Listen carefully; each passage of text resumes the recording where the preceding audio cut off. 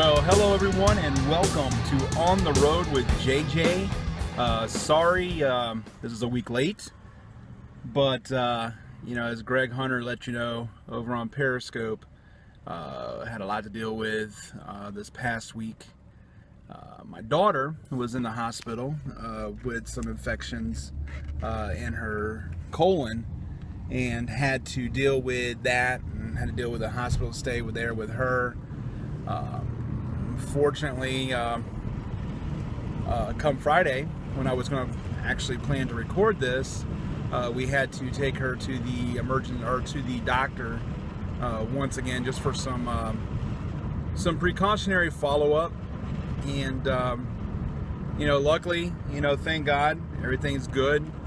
She's on an antibiotic, and unlike with like ear infections and like tooth infections, things like that, these antibiotics don't work in just 2 to 3, 4 days. These actually take a little bit of time to get into your body and to make you well, and that's actually what we're facing right now.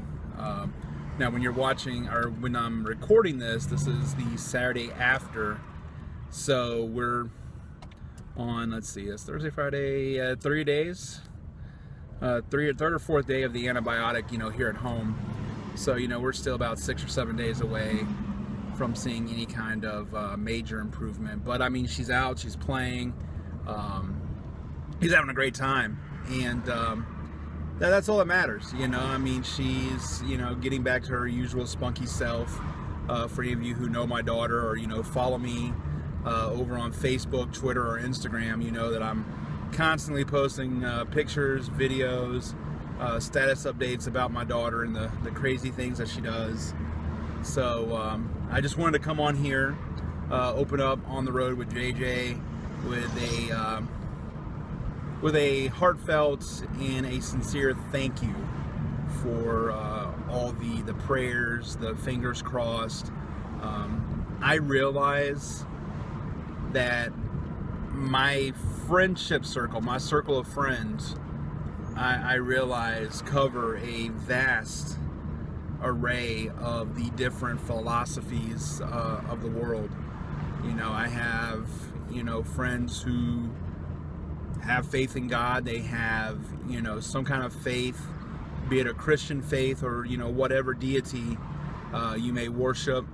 I have friends who are on the other end of the spectrum that are, atheists, and they don't believe, and I completely respect and honor their beliefs by not trying to push my beliefs on them.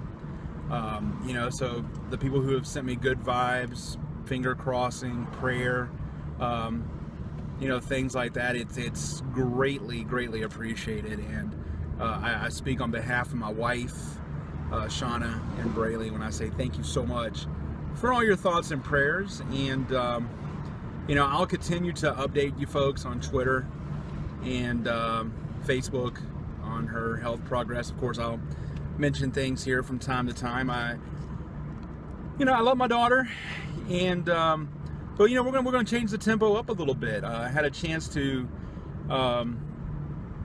read and watch some television while sitting in a hospital room with my daughter, and when she would nap, watch some ESPN, watch some wrestling, watch a little bit of everything.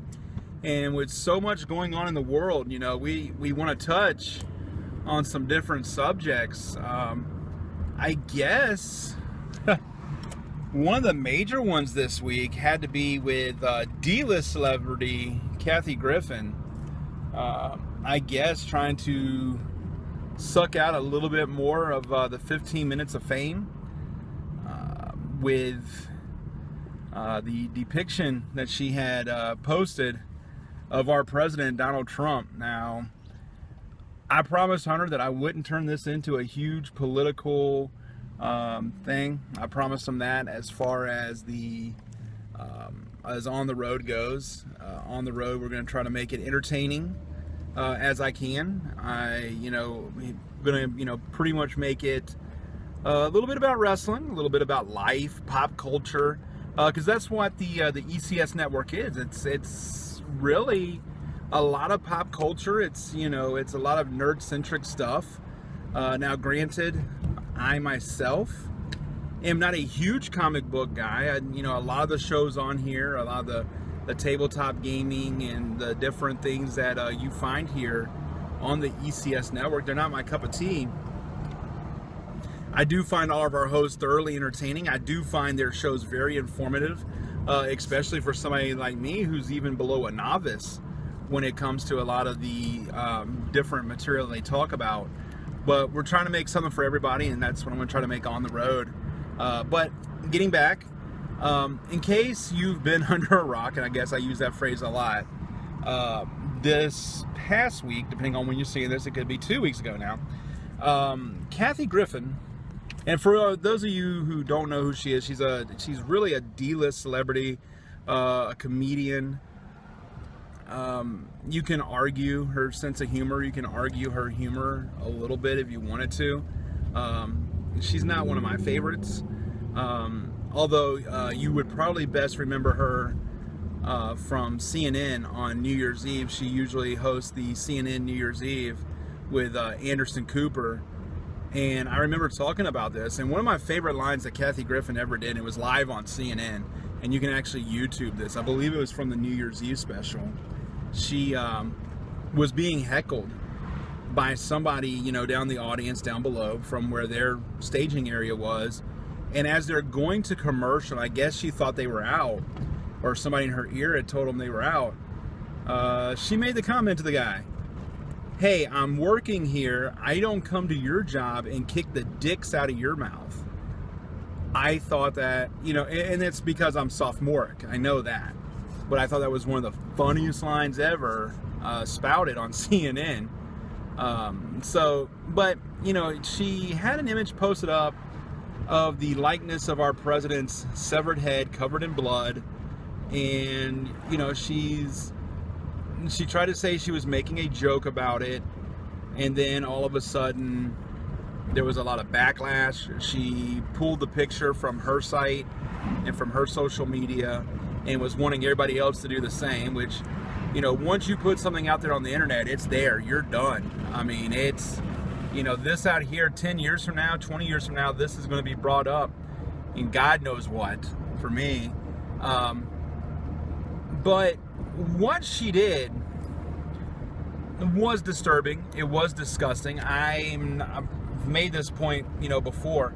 I'm not a Donald Trump fan. I'm not a Donald Trump supporter. But I'm willing to give the man a chance. I see that he makes a lot of errors every day. So did the past administration and the administration before that, and the administration before. It's politics. It's human life. There's going to be mistakes made out there. But when she came out and she apologized and she said, "Hey, look, I made a mistake. I'm sorry. It wasn't funny. It was disgusting." That should have been the end of it. It should have been over there. But at the same time, now the Trumps are getting involved with it, and they're not letting it go. They're like, "Oh, this was disgusting. This was disturbing. This bothered my kid. This bothered my wife." The wife saying, "Oh, this bothered us," and everything else. And I understand their upsetness. I understand how upset they were, and I believe they really kept this going, so much to the fact that Kathy Griffin has lost her spot on CNN. She was fired from CNN. They terminated her contract. She lost a couple of gigs at first, but from what I understand now, she has lost all of her gigs. A lot of places have called up and canceled and said, "Hey, we don't want you here." Here's the thing. That would have been fine and dandy, because when you do something that stupid, you got to expect the backlash. And I don't have a problem with that at all.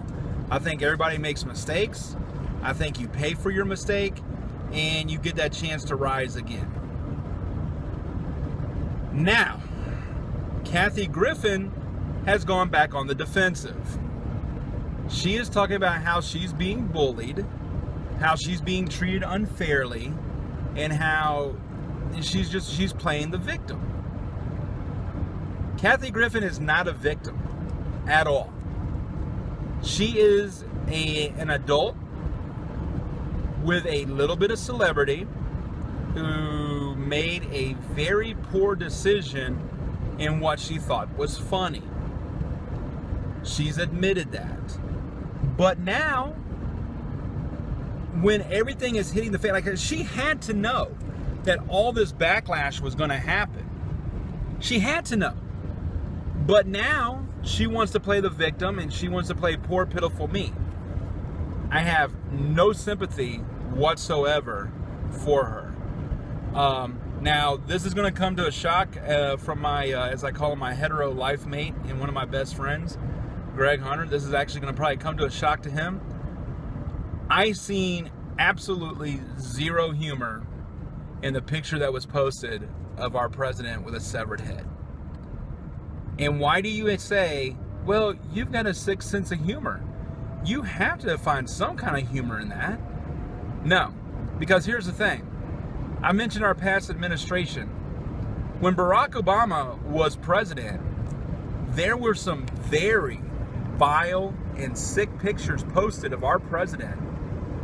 There were people that posted pictures, and you can go on Google, you can go on Facebook. I'll try to get these up on my Facebook page, as disgusting as they are, so you guys can see what I'm talking about. Of our president hanging from a tree, hanging from a noose.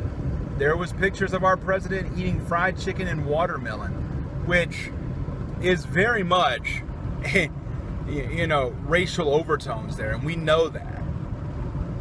But I don't ever remember President Obama one time bitching and complaining about these pictures, and mainly because no celebrity ever came out and did anything that disgusting, that underhanded. Here's the thing, regardless of how you feel about a person and their politics and how they do things and how they're running things, the last thing you should ever do is disparage them in a way that could affect their families, that could affect, you know, the children, you know, so to speak. Like, you know, President Trump's youngest kid. He said that this was giving him nightmares, and I can see why. I mean, if I saw my dad's severed head hanging in the hands of someone, that would probably not do very well, and I'm 40 years old. But with that, I mean, you know, the point is this. Kathy Griffin made her bed. She's going to have to lay in it. It's not going to last forever. This will eventually blow over, but then again, maybe it won't. Maybe she doesn't deserve that second chance. You know, and that's coming from someone who believes that everybody deserves a second chance. Who knows? We'll have to see how it plays out. I personally, and I know I'm talking about it, so I'm kind of guilty of this, but personally, I believe that the parties involved should let it go. I would have so much more respect for Kathy Griffin if she took her medicine and said, hey, you know what I did was wrong. I'm getting everything I deserve. I'm going to lay low for a while. I'll see you guys in 4 years. Who knows? But that's my thought on that, you know, as I drive down the road. Now, speaking of the fall from grace, and I mean, I guess Kathy Griffin's wasn't really a fall from grace. It was kind of like a fall from maybe a table, a step ladder or something. Because, you know, she was never as big of a celebrity as the next gentleman I'm going to talk about, and that's Tiger Woods. 20 years ago, Tiger Woods was 21 years old. He was one of the hottest golfers in golf.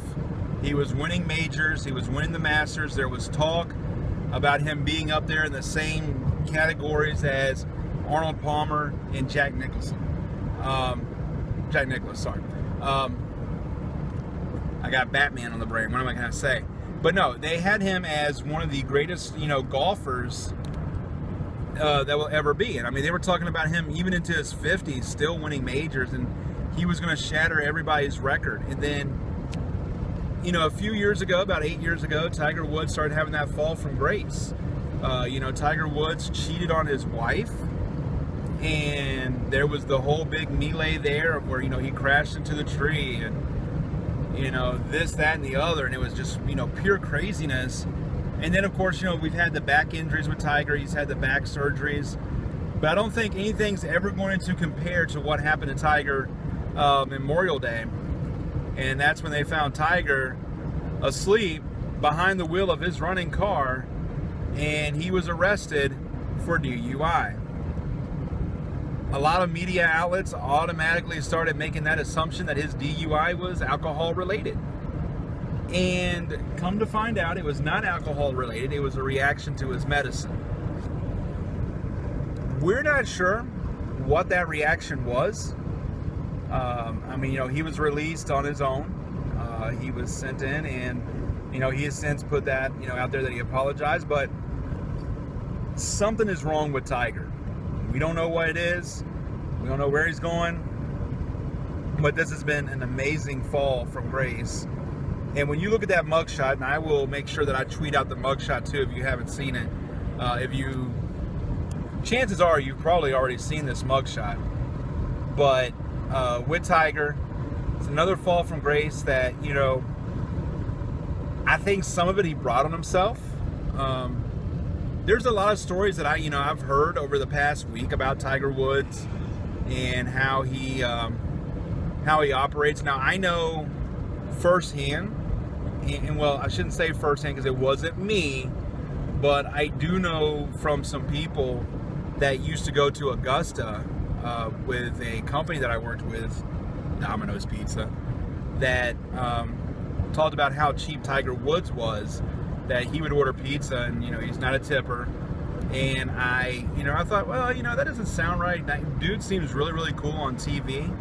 Until I started hearing some other stories. And one I heard today, this morning on my way into work, I was listening to CBS Sports Radio, Moose and Maggie. And I'll put up a link for them on Twitter because they have a really, really good show every Saturday morning. They were talking about this time that Tiger had went out with some Navy SEALs, because Tiger's dad, I believe, was a Green Beret, but these Navy SEALs had taken Tiger under their wing, and I think Tiger wanted to be in the Navy at one point, and they were all out to dinner, and Tiger, he gets the check, and here are these men who are defending our country. Here are these men who, a Navy SEAL, I mean, just it blows my mind that the job that these guys had to put in. But when the check came for dinner, Tiger Woods said, you need to separate this. Didn't even make that, that stroke of, hey guys, let me pick this up, and I mean, the thing is, Tiger makes more in a day than these guys probably do in a year. And it was just, I've heard about how cheap he was. I've also heard, that he's pretty much, a recluse. But his fall from grace, man, has just been amazing. And, I don't think there is a comeback story for Tiger. I honestly believe that the end is here. I believe he's done everything he can do. And that's it. I think it's done. And it's sad because this is a guy who could have been a great ambassador for golf, who could have done so much more, and it's pretty much over with for him. But and it's like I said, it's a real sad thing. Speaking of over, we're almost to our destination, so this episode of On the Road with JJ is going to be just about over. I promise next week I'll get into some wrestling stuff. We have Extreme Rules Sunday night. I will be watching that. I may cover some stuff from that. It just depends on what happens. It just really depends on what happens in the world here the next few days. One thing I do want to cover next week that I'm going to talk about, and by this time it'll be almost 2 weeks old. I want to talk about what happened during the Washington Nationals and San Francisco Giants game with Buster Posey, Harper, and their picture there with Buster Posey pretty much being a pussy. We'll talk about that later. I would talk about it now, but I don't have all my shit in front of me. Strickland was the pitcher for Washington, but I mean, we'll get into all that next week. I'm pretty sure y'all know the story anyway. Don't forget, you can follow me on Twitter, Instagram, and Facebook, all three social medias at JJ the Body. Also, where am I going to be? Well, this past Friday, I was at NCW as a surprise. I came in and did some commentary. But coming up this Saturday, well, depending on when you see this, but coming up June 10th, I am making my return to Anarchy. I will go in to do commentary and will be part of that. So I'm looking very much forward to that.